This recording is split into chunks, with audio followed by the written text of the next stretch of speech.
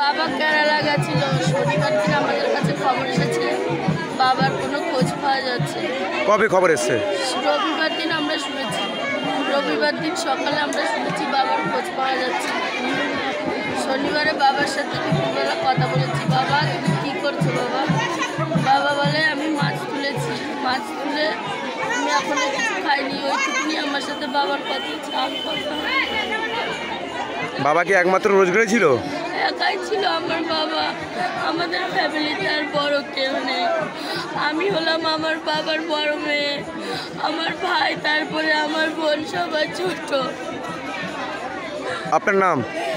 আমার নাম মাম্পি দাস। বাবার নাম? বাবার নাম হরি দাস।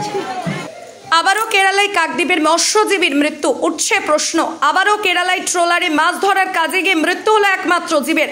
গত দুদিন আগে একইভাবে মৃত্যু হয়েছিল পাথর প্রতিমার একমাত্র জীবের। উল্লেখ্য, গত 1.5 মাস আগে মাছ ধরার উদ্দেশ্যে কেরালায় রওনা দিয়েছিল কাকদ্বীপের এক মৎস্যজীবী। ওই মৎস্যজীবীর নাম হরিদাস, বয়স আনুমানিক 48, বাড়ি কাকদ্বীপ বিধানসভার অন্তর্গত 8 নম্বর কালীনগর পশ্চিম গঙ্গাধরপুরে। স্থানীয় সূত্রে জানা যায় গত 1.5 মাস আগে হরিদাস মাছ ধরার উদ্দেশ্যে রওনা দেয় কেরালাতে। রবিবার কালে পরিবারের কাছে খবর আসে হরিদাস ট্রলার থেকে পড়ে মারা গেছে। আজ সকালে পরিবারের কাছে হরিদাসের নিথর দেহ এসে পৌঁছায়। কান্নায় ভেঙে পড়ে পরিবারের সদস্যরা। হরিদাস একমাত্র পরিবারের রোজগেরে ছিল। হরিদাসের পরিবারের সদস্যরা জানায় হরিদাসের 2 মেয়ে 1 ছেলে। এই বছরই হরিদাসের ছেলে মাধ্যমিক পরীক্ষা দিচ্ছে। অভাবের টানে তারা কেরালায় মৎস্য সেখানে উদ্দেশ্যে গিয়েছিল।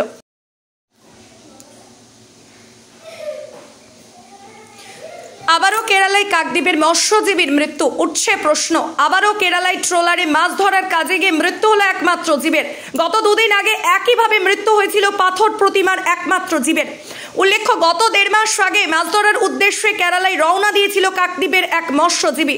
ওই মৎস্যজীবীর নাম হরিদাস, বয়স আনুমানিক 48, বাড়ি কাকদ্বীপ বিধানসভার অন্তর্গত 8 নম্বর কালীনগর পশ্চিম গঙ্গাধরপুরে। স্থানীয় সূত্রে জানা যায় গত 1.5 মাস আগে হরিদাস মাছ ধরার উদ্দেশ্যে রওনা দেয় কেরালাতে। রবিবার কালে পরিবারের কাছে খবর আসে হরিদাস ট্রলার থেকে পড়ে মারা গেছে। আজ সকালে পরিবারের কাছে হরিদাসের নিথর দেহ এসে পৌঁছায়। কান্নায় ভেঙে পড়ে পরিবারের সদস্যরা। হরিদাস একমাত্র পরিবারের রোজগেরে ছিল। হরিদাসের পরিবারের সদস্যরা জানায় হরিদাসের 2 মেয়ে 1 ছেলে। এই বছরই হরিদাসের ছেলে মাধ্যমিক পরীক্ষা দিচ্ছে। অভাবের টানে তারা কেরালায় মৎস্য সেখানে উদ্দেশ্যে গিয়েছিল। শনিবারে পড়ে গেছে, রবিবারে শুনছি আমার স্বামী পড়ে গেছে, তো রবিবারে শুনছি। লাস্ট কবে কথা হয়েছে? শনিবারে। কি বলেছে? কি বাড়িতে? রাতের 7টা-8টার সময় কথা হয়েছিল। আমারও বলছিল আবার ফোন করুন, আর বলেনি। বলছে এখন রাখা, আমি আবার ফোন করবো তোমার। আর কিছু বলেনি। এবার সকালে 8টা-9টার দিকে শুনি স্বামীর এই খবর, স্বামীর পাচ্ছে না। এবার সেখান থেকে কান্দাগাড়ি লাগাই দিচ্ছি।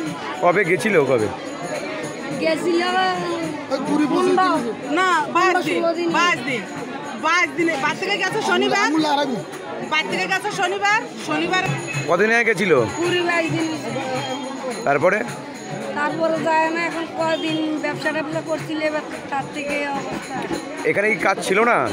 এখানে কাজ পাচ্ছে না তো সেরকম কাজ। আর এখানে দায়িত্ব নিয়ে অনেক দেখি, ওই জন্য কেরালা চলে গেছে। কেরালা হলে কিছু টাকা দিতে পারি। স্বামীর নাম কি রয়েছে? হ্যাঁ, স্বামীর নাম কি রয়েছে? স্বামীর নাম হরিদাস। কবে বডি পেয়েছেন? রবিবার 12টার দিকে পেয়েছে। কবে বাড়িতে এসছে? কবে? অ্যাকচুয়ালি এখানে উনি মৎস্যজীবীর পরিবারের লোক একজনই ইনকাম করে। সেই জায়গায় ওনার পরিবার তো 2 মেয়ে 1 ছেলে। সেই জায়গায় তাদের পড়াশোনারও খরচ আছে এবং এখানে উনি মৎস্য শিকার করতে করতে অনেক দেনাটানাও হয়ে যায়, মাছজালি করতে করতে। তখন অভাবের তাড়নায় উনি কিন্তু কেরালায় গেছেন। এবং কেরালায় যথেষ্ট ভালো ইনকাম আছে, তাই গেছেন। সেখানে গিয়েই এই দুর্ঘটনা ঘটে। কবে জানতে পারলেন? শনিবার ভোর থেকে ওইখান থেকে খবর দেয়। আরেকটা তার ছোটো ভাই ছিল একই বোর্ডের মধ্যে, খবর দেয় যে দাদাকে পাওয়া যাচ্ছে না ভোরবেলা থেকে। তখন এখান থেকে সবাই ফোনে যোগাযোগ করে এবং প্রশাসনের কাছেও যায় সেখানে কেরালায় গিয়ে। প্রায় আমরা 12টা থেকে 1টা নাগাদ প্রতিবেশীরা সবাই খবর পায় ওনার বডিটা পাওয়া গেছে। শনিবার জানা গেছে। শনিবার রাত্রেবেলা উনি প্রায় 2টো নাগাদ টয়লেট করতে গিয়ে, ওইখানে তো লোহার আয়রন বডি, তাই হচ্ছে ওইখানকে পড়ে গিয়ে ওনার কপালে চোট লাগে, চোখে চোট লাগে, সে অবস্থায় উনি নদীতেই ওইখানে মারা যান। কবে বডি এসছে? হ্যাঁ, তারপরে এসছে প্রায় আজ 10টা নাগাদ দমদম এয়ারপোর্টে বডিটা আসে। আপনার নাম? আমার নাম পানুরাম দাস। কে হন?